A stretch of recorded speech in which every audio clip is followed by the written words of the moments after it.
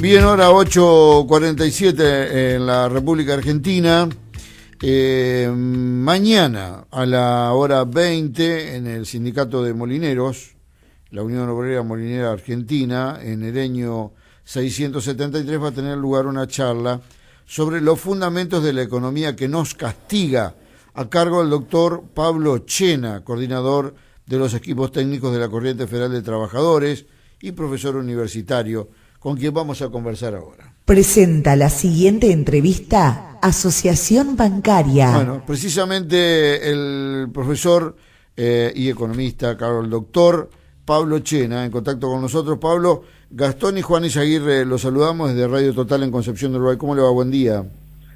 ¿Qué tal? Buen día. Un gusto hablar con ustedes. Bueno, igualmente para nosotros. Bueno, y clave el momento de su llegada a Concepción del Uruguay, producto de la media aprobación de un presupuesto condenatorio para, es una consideración personal, ¿no?, para el hombre trabajador y mucho más para quien no tiene ni siquiera eso, trabajo, ¿no?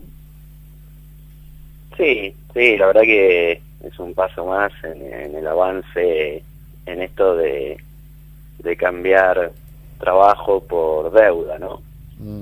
El presupuesto expresa un ajuste, como ya se ha discutido bastante a nivel comunicacional, incluso un ajuste en lo que es salud, educación, ciencia y tecnología, todos los vectores del desarrollo. Es decir, si yo les pregunto a ustedes o a la persona común, porque hace sentido común, ¿cómo hacemos para desarrollarnos? Nos va a decir, tenés que mejorar la educación, tenés que mejorar la salud. Los países que se desarrollan apuestan a su ciencia y tecnología. Bueno, todas esas partidas hoy se están reduciendo a una expresión que ya viene siguiendo un camino desde el inicio del 2016 en adelante, a una mínima expresión que complica ya sus funcionamientos básicos, con lo cual, o sea, están al borde del colapso. Y a cambio de eso, simplemente estamos pagando más deuda. O sea, hoy no sabemos si vamos a tener ciencia en 100 años, pero sí sabemos que vamos a tener que pagar deuda 100 años. Y la verdad que nos estamos convirtiendo en un deudor que no...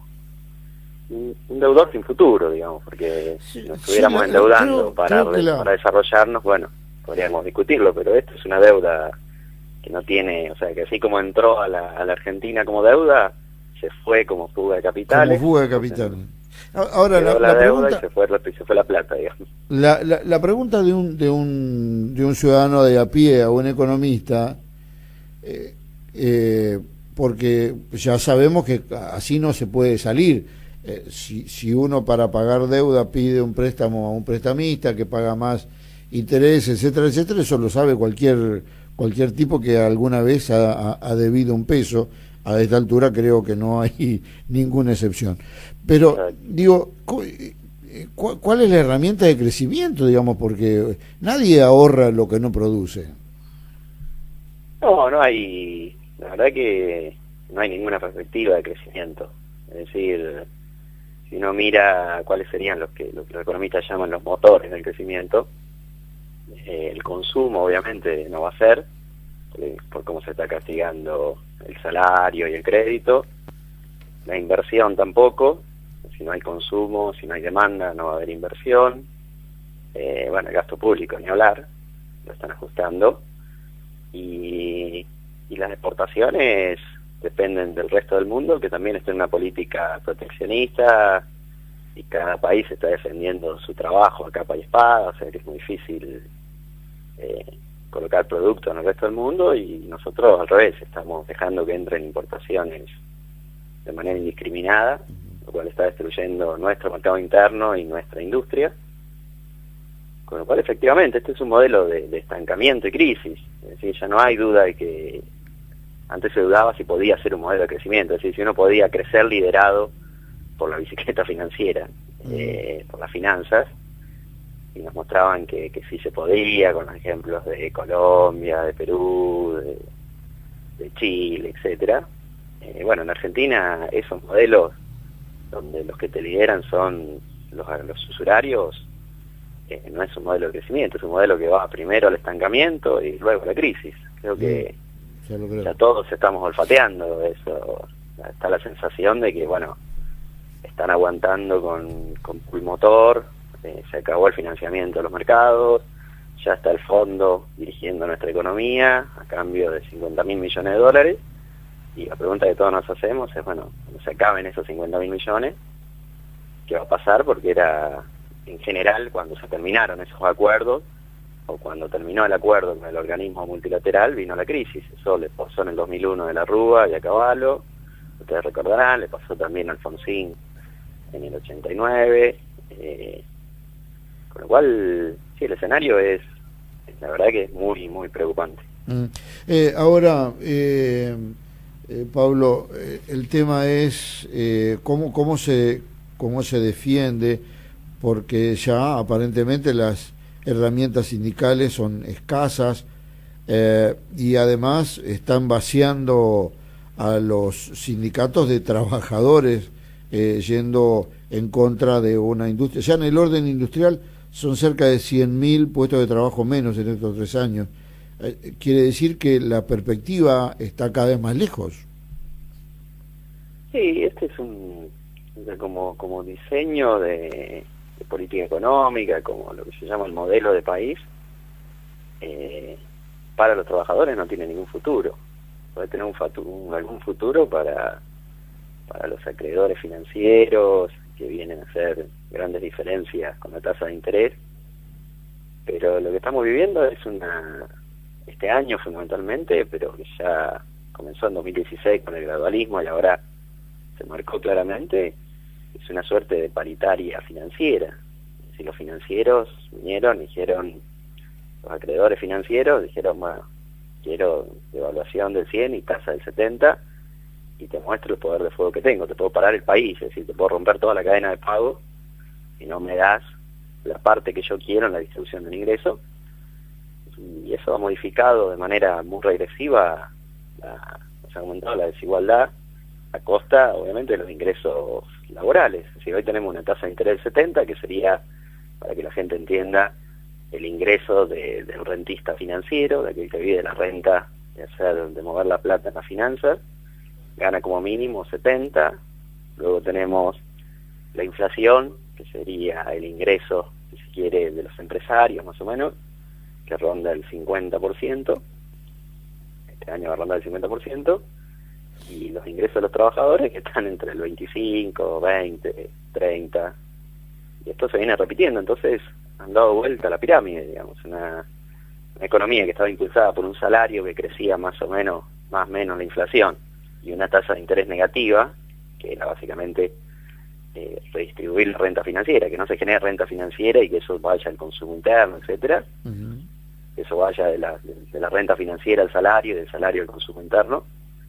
Ese modelo está destruido totalmente, que es el modelo que con sus más y menos, con sus errores, hizo crecer la economía argentina y hizo crecer el empleo industrial, y desarrolló sectores estratégicos que son los que están tratando de sobrevivir a este modelo que ya a todas luces, por lo menos para el mundo del trabajo, como bien señalaban ustedes, no tiene futuro. Bien. Es decir, hay que cambiarlo.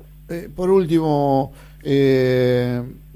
antes de reiterar esta visita que vas a hacer mañana al sindicato de molineros, es tratar de razonar lo siguiente: ¿qué va a pasar cuando ya no quede nada? Porque en realidad contraer deuda de hacia 100 años, recibir una cantidad de dólares que ya volvió a salir sin producir nada que no sea más miseria. Vemos hoy, decíamos con Gastón recién, si se necesita casi 23.000 pesos para no ser pobre, estábamos cada vez más lejos de la pobreza. Ya gran parte de los argentinos estamos por debajo de la pobreza, casi en la indigencia. Digamos, ¿qué es lo que queda cuando pase la tormenta esta? No, la situación, o sea, se encamina a todas luces a una crisis. Ellos cambiaron esta idea, que llegaron con una idea de pobreza cero, la cambiaron por una de déficit cero y pobreza creciente, a costa del propio ajuste, y eso ya en la calle es muy notorio. Yo creo que lo importante hoy es mantener viva, que creo que está en el campo popular, la alternativa, que esto no estamos condenados a esto. O sea, hay otro modelo, hay un modelo que nos puede desarrollar. Lo que pasa es que no podemos trabajar para la usura, como bien decías vos. O sea, los países que trabajan para el usurero no se desarrollan, nunca se desarrollaron, así como las personas que trabajan para el usurero, para pagar la deuda de la usura. La usura es muy tramposa, te obliga a ajustarte, pero a su vez como te ajustaste y tu economía se achicó, sos más riesgoso. Entonces como sos más riesgoso te suben la tasa de interés, eso significa que vas a pagar más, y es lo que le pasa a la Argentina. Nosotros no estamos en una política de austeridad.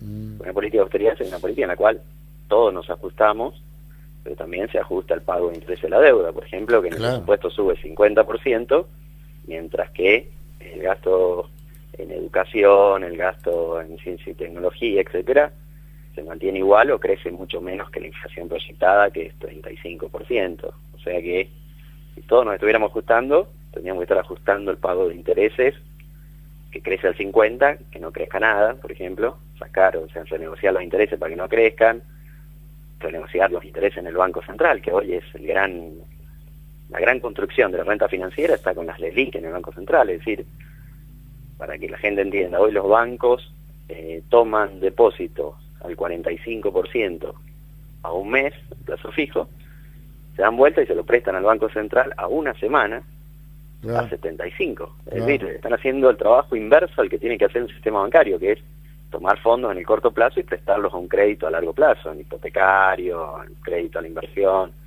Es decir, hoy tenemos un sistema, tenemos bancos ricos, pero que un sistema bancario destruido, porque está funcionando exactamente al revés de lo que tiene que hacer, que es tomar en el corto y prestar en el largo. Ahora toma a un mes, presta una semana, y le presta al propio Estado, que simplemente lo tiene ahí, no produce nada con eso el Banco Central, por definición. O sea, no es el Banco Central no es una fábrica, sino simplemente tiene la plata ahí, y por tenerla una semana, te paga una tasa de interés que anualizada llega al 120%.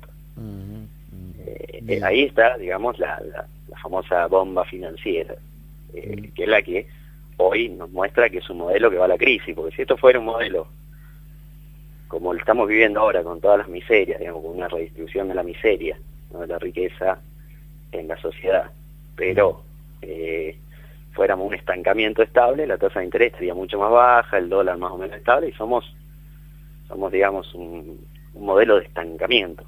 Esto es un modelo que va a la crisis porque hay factores de crisis, es decir, hay problemas monetarios no resueltos que se van generando una bola de nieve que en algún momento explota, como explotaron los LEVAX este año y como todo espera que exploten las LELIQs el año que viene. Pablo, mañana a las 20 podremos ampliar toda esta problemática en la charla que vas a dar en el Sindicato de Molineros, y bueno, te daremos entonces la bienvenida. Por ahora, muchas gracias por estos minutitos esclarecedores para nosotros. Un placer hablar con ustedes y muchas gracias por el llamado. Al contrario, hasta luego. Bueno, Pablo Chema entonces es doctor en Economía, coordinador de los equipos técnicos de la Corriente Federal de Trabajadores y profesor universitario. Bueno, ha publicado varios libros y estará mañana, insisto, a la hora 20 en el Sindicato de la Unión Obrera Molinera Argentina, ubicado en Hereño 673 de nuestra ciudad.